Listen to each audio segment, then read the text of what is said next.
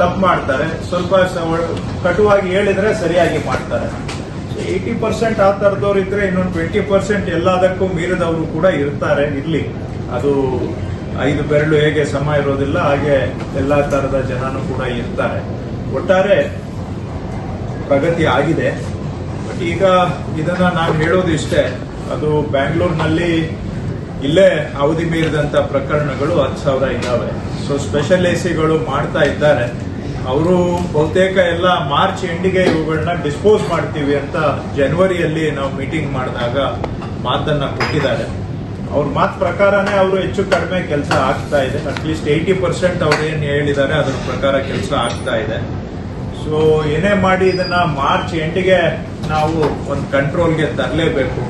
ಹೊಸ ವರ್ಷ ಆರಂಭ ಆಗುವಾಗ ಈ ರೀತಿ ಪೆಂಡೆನ್ಸಿ ನಾವು 6 ಮಂತ್ಸ್ಗಿಂತ ಹೆಚ್ಚಿದ್ದು ಪೆಂಡೆನ್ಸಿ ಇರಬಾರ್ದು. ಸೊ ನಾನು ಬೇರೆ ಜ್ಯೂರಿಸ್ಡಿಕ್ಷನ್ ಕೂಡ ಇದ್ದಾರೆ, ರೆಗ್ಯುಲರ್ ಆಗಿ ರಿವ್ಯೂ ಮಾಡದೇ ಇರೋ ಕಡೆನೂ ಕೂಡ 6 ತಿಂಗಳಿಗಿಂತ ಮೀರಿದಂಥವ್ರು ಇದ್ದಾರೆ. ಸೊ ಪ್ರಕರಣಗಳಿದಾವೆ.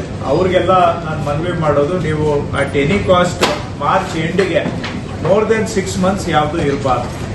ಇದು ತಮ್ಮೆಲ್ಲರದು ಕೂಡ ಜವಾಬ್ದಾರಿ.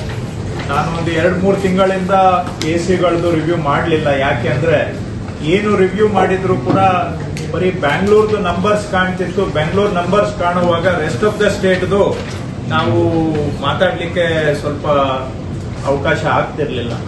ಅದಕ್ಕಾಗಿ ನಾನು ಬೆಂಗಳೂರಿನವ್ರಿಗೆ ಹೇಳಿದೆ, ನೀವು ಕಂಟ್ರೋಲ್ಗೆ ತರೋವರೆಗೂ ನಾನು ಸ್ಟೇಟ್ ರಿವ್ಯೂ ಮಾಡಕ್ ಆಗೋದಿಲ್ಲ ಅಂತ. ಅದಕ್ಕೆ ತಕ್ಕಾಗಿ ಇವತ್ತು ಅವರು ಸ್ವಲ್ಪ ಇಂಪ್ರೂವ್ಮೆಂಟ್ ಇದೆ. ಬಹುಶಃ ಮುಂದಿನ ತಿಂಗಳ ಅಷ್ಟೊತ್ತಿಗೆ ಇನ್ನೂ ಗಣನೀಯವಾಗಿ ಇಂಪ್ರೂವ್ಮೆಂಟ್ ಆಗುತ್ತೆ ಅಂತ ನಾನು ಭಾವಿಸಿದ್ದೇನೆ.